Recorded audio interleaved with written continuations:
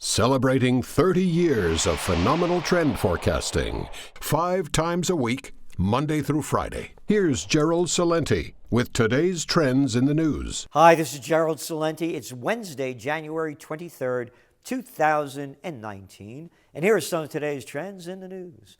On the market front over there in Asia, Nikkei's down a little bit. And Hang Seng and Shanghai there, up a little bit. Down a little bit across Europe. Up in the United States, Dow up over 170 points. NASDAQ up, oil down, gold down, Bitcoin down. What's going down? Well, this is the headline from today's Wall Street Journal regarding yesterday's markets. Stocks slide on growth worries. Well, what changed that today? How did growth worries change in one day? Well, Dow rises on strong earnings from IBM, P&G, and United Technologies. The real story here is earnings. Forget this stuff about the global economy slowing down the equity markets, because they've been saying that all month long. And we just saw this big run-up, whether it's in the Dow or the emerging markets, week after week. But all of a sudden now, they're blaming it on global slowdown. Nope. Overall profits for the companies that are reported have grown 13.2%, slightly above expectations. So what does all this mean? Well, is it the global economic slowdown? Read your trend alert, your trend alert. Global economic slowdown won't crush markets. This will, and this won't. That's right. We give you the rundown here. Remember, we came out with the economic 9/11 back in September of 2018, 2 days before the equity markets peaked in the United States, because what the Federal Reserve said about being aggressive in raising interest rates 3 times to 4 times this year, and 1 more time last year, which they did. The game's changed. This has nothing to do with global slowdown. It has more to do with earnings and other issues. Where is it going? What's going to bring it up and what's going to bring it down? It's all in your trend alert. Again, history before it happens. On the earnings front, by the way, this is going to be the slowest pace of earnings growth since the fourth quarter of 2017. But that's still pretty healthy earnings. And same thing, talking about the downturn in China. Worst GDP numbers in 28 years. They can't keep growing at over 6% GDP rate. And that's more than double what everybody's bragging about what's going on in the United States at a 3% GDP rate.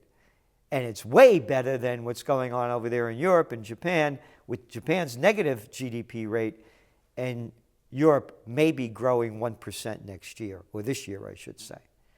So again, it has to be put into perspective. On the oil front, oil prices went down today because, you ready? Widespread economic slowdown. Now, wait a minute. The markets went up today. They went down yesterday because of a global slowdown. It's more than that, but that's part of it. On the oil front, there is a global slowdown. Less demand and more supply.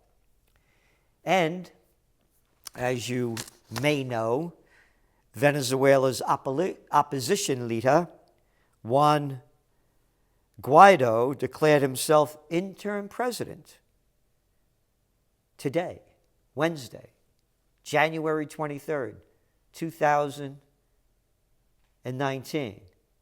This is after Maduro was elected president and sworn in as president. Oil.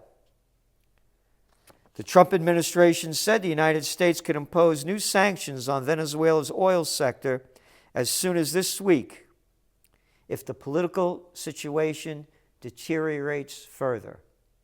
And today, Maduro ordered All United States Embassy people out of the country, breaking ties with the United States. Go back to your November Trend Journal when we wrote about triangle of death, economic disaster, social unrest. We went on to warn, should the governments of Argentina, Colombia, and Brazil team up to take out the Venezuelan government with the assistance of the United States with its long history of inciting, planning, and supporting military coups and social unrest throughout South and Central America, they all have enough weapons of mass destruction to destroy a good part of the earth. Go to your other top trends of this year. Look at human waves. Already 3 million people have left Venezuela. This war is ratcheting up. Yesterday, we heard from little Pensy boy, United States Vice President. Yeah, that evangelical Christian that loves war. I don't know what Christ he's talking about. Not the same one they taught me at Christ the King's school. But anyway, he called Nicolas Maduro a dictator with no claim to power, and he backed the opposition leader, Juan Guaido, as, quote, the last vestige of democracy in the country. Hey, you think anybody would care about Venezuela, the democracy, if they didn't have oil there? And you know, of course, why they invaded the United States, did Iraq and Libya. It was because of their broccoli crops. It had nothing to do with oil. And of course, Venezuela is sitting on the largest oil reserves in the world. And these clowns are talking about selling the democracy line again, huh? Yep. And the people buy it. Remember,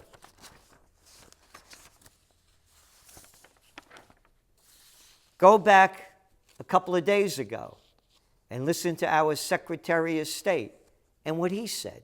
I should say, what he tweeted. Our Secretary of State, Mike Pompeo.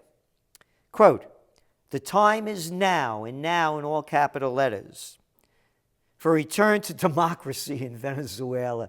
They keep sending this freedom and democracy BS line that America's been using to attack every country following World War II nonstop, and they get away with it. Democracy, right? It's time to begin the orderly transition to a new government. A new government. And again, today we heard Juan Guaido declare himself the interim president of Venezuela.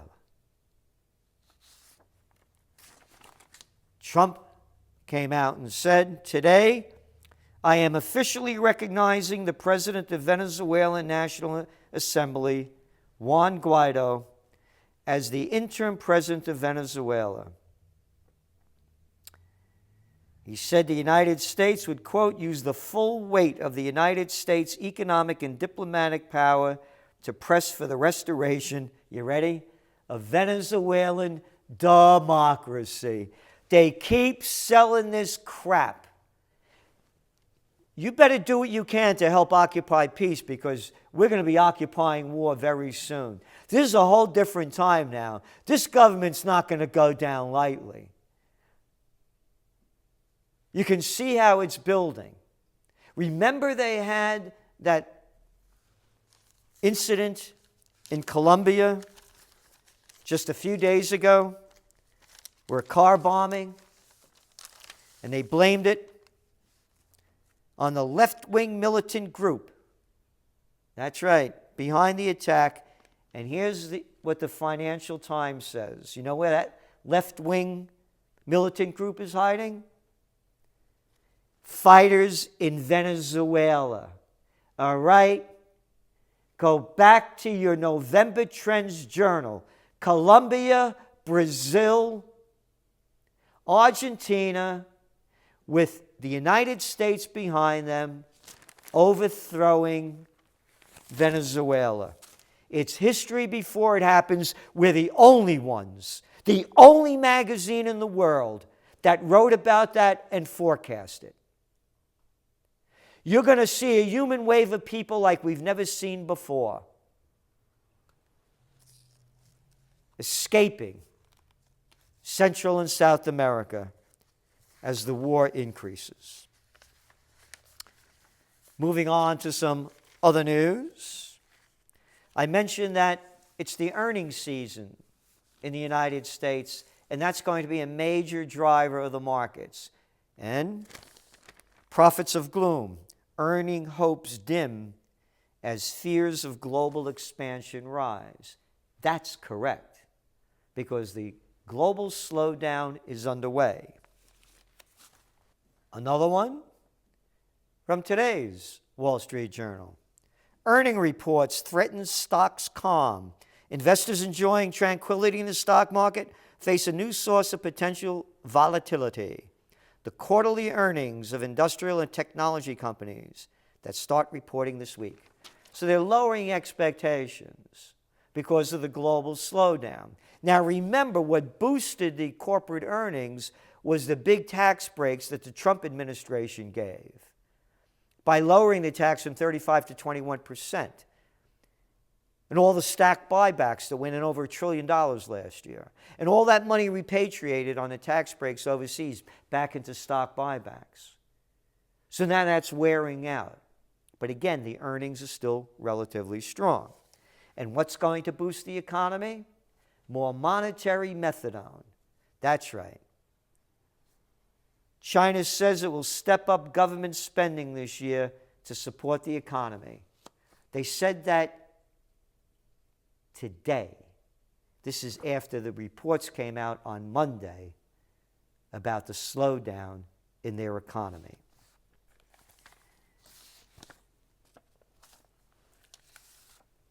Interest rates, we forecast, are going to be going down in the United States and around the world. And more quantitative easing. Try QE4 over here.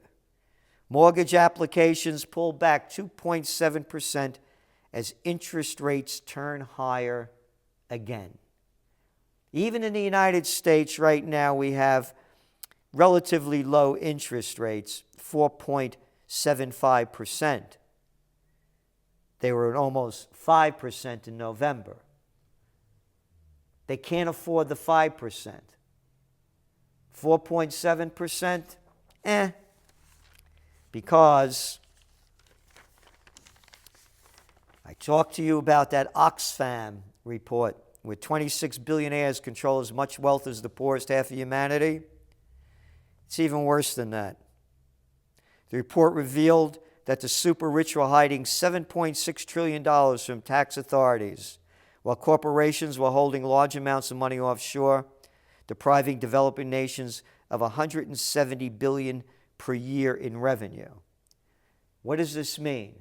All the money's going to the top because we saw the numbers coming out. We know the numbers, and we've been reporting the numbers. Almost 60% of Americans have less than $1,000 in savings. That other 15% has only less than $5,000 in savings. So now we're looking at 75%. Then you look at the other numbers where nearly 80% of Americans are living paycheck to paycheck. Where's the economy going? Where are the markets going? It's in your Trends Journal and an update in your Trend Alert. On to some other global news. Over there in England, study reveals 3/4 of the people are dissatisfied with, quote, undemocratic, self-interested, and divided political parties. You could say the same thing just about everywhere. It's a freak show. Look what's going on in the United States. Look at this joke with the government closed down now 33 days. Look at the morons on both sides of the aisle we have running the country. And we got to be fair. It's men and women. Yep. So, wall or no wall? The Celente solution. That's right. That's one of the big trends. Just sent it out. Let the people vote. The wall or no wall ballot will be a simple yes or no vote. A, yes. I want a border wall that will cost X billions of dollars to build. B, no, I don't want a border wall. I am willing to pay X dollars more in taxes for the social needs of each immigrant entering the country. The choice is yours. Blockchain voting. We could do this using blockchain technology. Or even with the old system we have now, we could go to the polls. Let the people decide the future. Because the future's in your hands unless you keep letting the morons that are running and ruining the world take it from you. And right now, they're taking us to war. This is Gerald Celente, and that's some of today's trends in the news.